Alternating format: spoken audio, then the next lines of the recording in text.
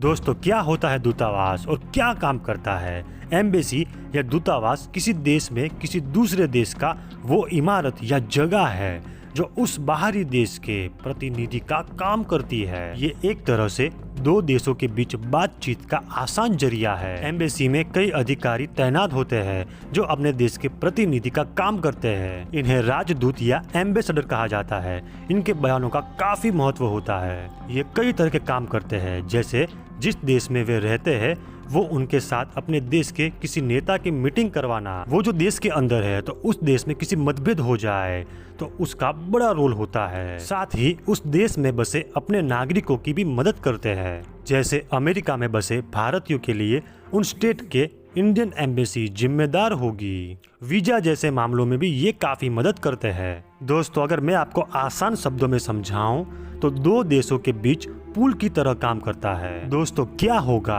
अगर दो देशों के बीच तनाव बढ़ जाए? ऐसे में दूतावास का माहौल क्या होता है? अगर दोनों देश के बीच टकराव की नौबत आ जाए तो भी दूतावास और वहां के लोग सुरक्षित रहते हैं।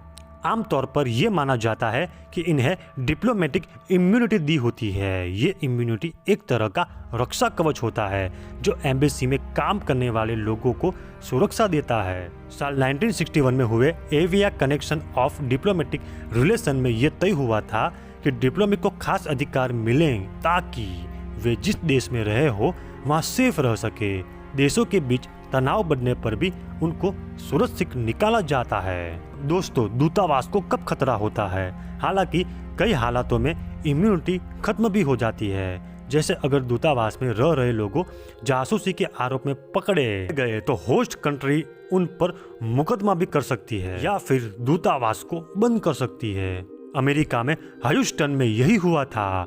अमेरिकी सरकार का आरोप है कि चीन के दूतावास के लोग जासूसी कर रहे थे। साथ ही बौद्धिक संपदा यानी अमेरिकी रिसर्च की चोरी भी इन्वॉल्व थी। इस पर भड़के हुए अमेरिका ने चीन का दूतावास खाली करवा दिया और इमारत को अपने कब्जे में ले लिया। और दोस्तों, ये बिल्डिंग इतनी सिक्योर होती है कि आप पास में से गुजरोगे तो अंदर क्या चल रहा है आप किसी के नाखून भी देख नहीं सकोगे।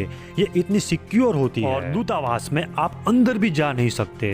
भारत की दूतावास बहुत सारी कंट्री में है और बहुत सारी कंट्री के दूतावास भारत में भी है, लेकिन भारत के दूतावास पर कभी भी दुनिया भर में कहीं हमला नहीं हुआ।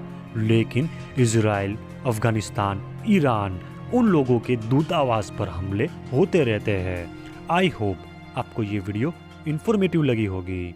अगर आप मेरी यूट्यूब चैनल पर नए हैं तो राजे वाला फैक्ट्स को सब्सक्राइब कीजिए और बेल आइकन जरूर प्रेस करें। और ज़्यादा जानकारी के लिए कमेंट सेक्शन में लिखना न भूलें। धन्यवाद।